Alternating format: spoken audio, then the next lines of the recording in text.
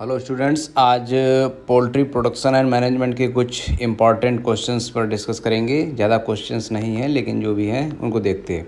First question है मुर्गी का जंतुवैज्ञानिक नाम। तो मुर्गी का जंतुवैज्ञानिक नाम गैलस डोमेस्टिका होता है, तो इसका फर्स्ट ऑप्शन सही हो जाएगा। सेकंड क्वेश्चन इज बतख का जंतुवैज्ञानिक नाम। बतख का जंतुवैज्ञानिक नाम क्या होता है? एनस प्लेटीराइचस, ये बतख का जंतुवैज्ञानिक नाम होता है ना। तो इसका जो है सेकंड क्वेश्चन का थर्ड ऑप्शन सही हो जाएगा। थर्ड क्वेश्चन इस सामान्य मुर्गी के अंडे का औसत वजन कितना होता है? तो मुर्गी के अंडे का औसत वजन 57 ग्राम होता है। कई बुक्स में 58 ग्राम भी दिया है, लेकिन जो है ऑप्शन में एक ही आएगा, 57 या 58 ग्राम। ठीक है, तो थर्ड क्वेश्चन का सी ऑप्शन सही हो जाएगा। फोर्थ क्वेश्चन अंडे में प्रोटीन की प्रतिशत मात्रा कितनी होती है? तो अंडे में लगभग 12.6% प्रोटीन पाई जाती है। राउंड फिगर में 13% प्रोटीन होती है। तो फोर्थ क्वेश्चन का फर्स्ट ऑप्शन सही हो जाएगा, 13%। फिफ्थ क्वेश्चन 100 ग्राम मुर्गी के मांस में प्रोटीन की प्रतिशत मात्रा।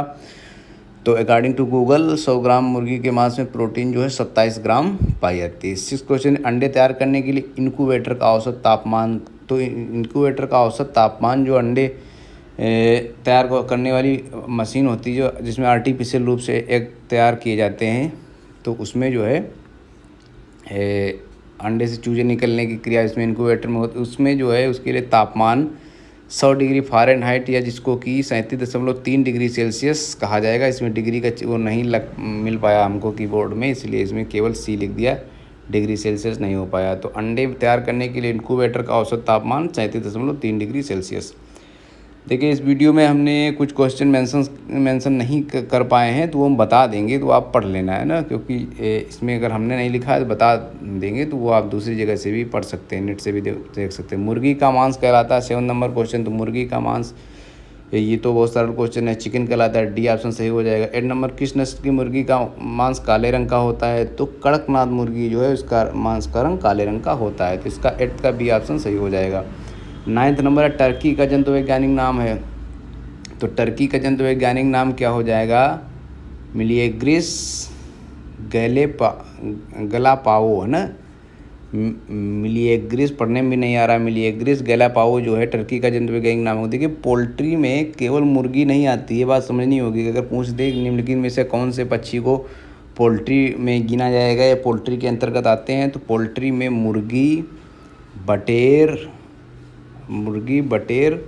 बतख और टर्की, ये 4 पक्षी जो है ये पोल्ट्री के अंतर्गत आते हैं ना, तो याद रखना है इनको।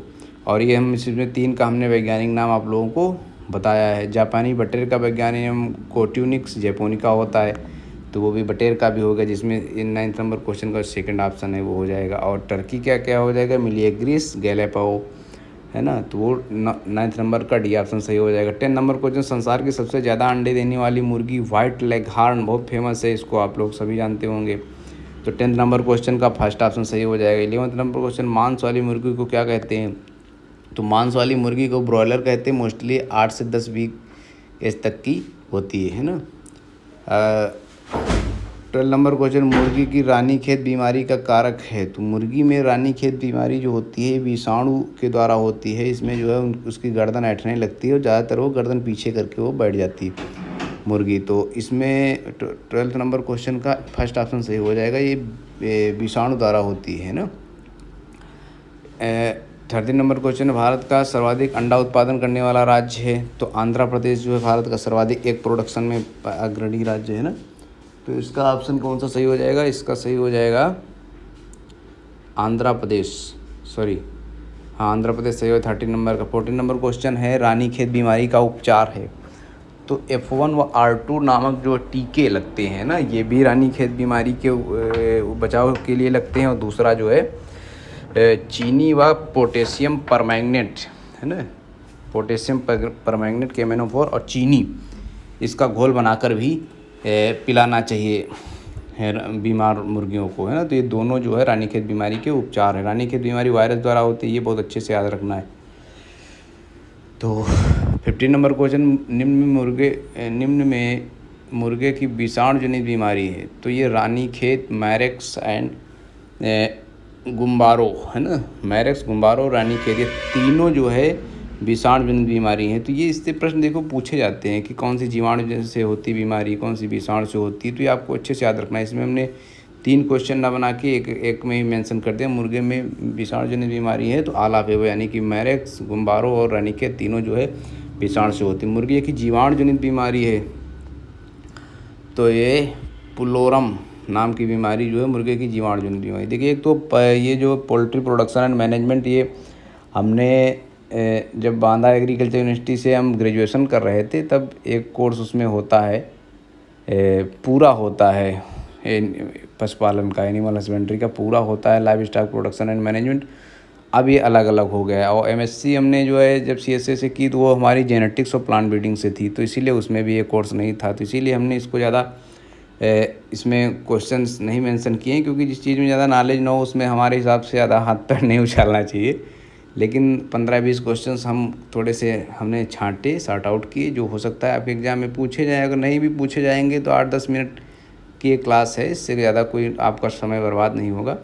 और थोड़ी ये बात भी आप लोगों से करनी थी कि देखिए अगर अभी 4th सेमेस्टर कंप्लीट हो रहा है, क्योंकि 4th सेमेस्टर में कोर्स है, तो 4th सेमेस्टर के बाद अब जो है 2 साल कंप्लीट हो चुके होते हैं BSc के, अब लास्ट के 2 साल बचते हैं। तो ये इसमें शुरू होता है वो वाला फेज जब आपको डिसीजन लेना है कि हमको ग्रेजुएशन के बाद क्या करना है। तो कुछ बच्चे ग्रेजुएशन के बाद MSc करते हैं, कुछ बच्चे जो है ग्रेजुएशन के बाद प्रिपरेशन करते हैं किसी चीज़ की। तो इसके 2 चीज़ें हैं। अगर आप MSc कर रहे हैं तो यहाँ से भी अब आपको सीरियस होना पड़ेगा पढ़ाई के लिए।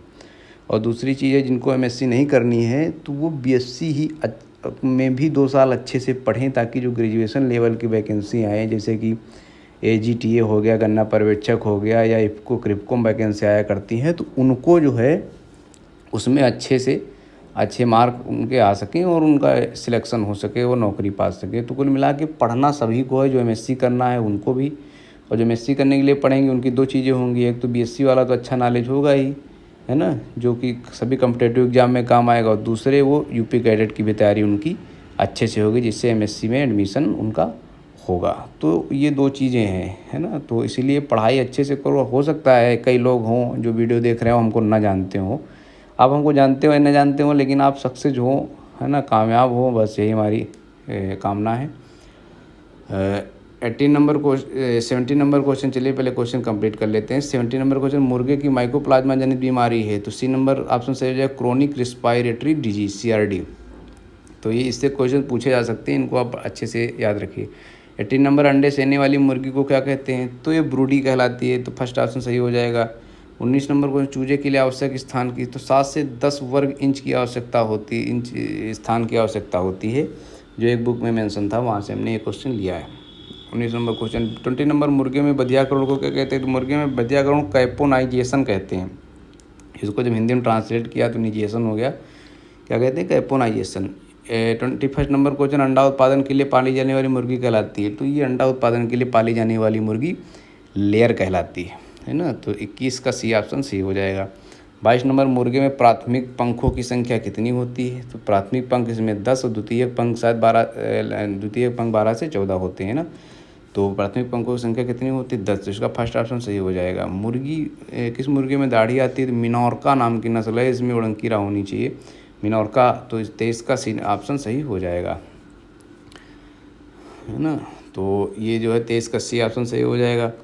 अब 24 नंबर है, मुर्गे के बधिया नर को क्या कहते हैं, तो इसको क्या कहते हैं, कैपन कहते हैं, ठीक। 25 नंबर का प्रश्न है, मुर्गी पालन प्रशिक्षण संस्थान कहाँ है, तो मुर्गी पालन प्रशिक्षण संस्थान बेंगलोर में है। तो कुछ क्वेश्चन अच्छे से याद रखना है, जैसे कौन सी डिजीज किससे फैलती है, ये सब सर्वाधिक अंडा उत्पादन किस राज्य में होता है, अंडे की ये भी आप लोग देख लेना, जो हमने मेंशन नहीं किया है कि अंडे में कितने कैलोरी ऊर्जा पाई जाती है, मांस में कितने कैलोरी ऊर्जा पाई जाती है, ये सब चीज़ें भी आप लोग अच्छे से देख लें। और हम यही कहना चाहेंगे सभी बच्चों से कि ये अब आज इस एग्ज़ाम के बाद जिनके भी एग्ज़ाम्स ओवर हो रहे हैं, तो वो अब पढ़ाई में मन लगाएं, जहाँ भी हैं, जिस भी कंडीशन में है पढ़ें। और अगर कोई भी टॉपिक एग्रीकल्चर के समझ में नहीं आ रहे हैं आपकी तैयारी के दौरान, तो हमको बता सकते हैं, अगर हमसे हो सकेगा, है ना, तो वो हम उस पर वीडियो बना के आप लोगों को वो टॉपिक क्लियर कराएंगे। अच्छे से आप तैयारी करिए, हम आपके साथ हैं। हमारे टेलीग्राम चैनल है आज़ाद एग्रीकल्चर एकेडमी, वहाँ से आप जुड़े रहें। और वहाँ पर कोई भी नई वैकेंसी या कुछ भी नोटिफिकेशन आता है तो उसकी हम जानकारी समय समय पर डालते रहते हैं।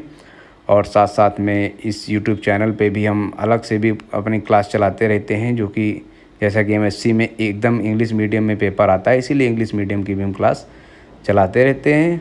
तो साथ साथ में अभी पेट का जैसे नोटिफिकेशन आया है तो सभी बच्चे उसका भी फॉर्म डाल दें, क्योंकि आप 2 साल बाद टीए और कैन सुपरवाइज़र के लिए एलिजिबल हो जाएंगे। तो उसके लिए ज़रूरी है कि आपका पेट होना चाहिए, लेकिन पेट उससे पहले एक बार आप दे चुके होंगे तो आपको एक्सपीरियंस होगा कि कैसे कितनी कट-ऑफ लानी है। तो ये सब चीज़ें हैं और ये 25 क्वेश्चन के माध्यम आज लेकर आने का केवल यही मतलब था, आप लोगों से कुछ बात करनी थी।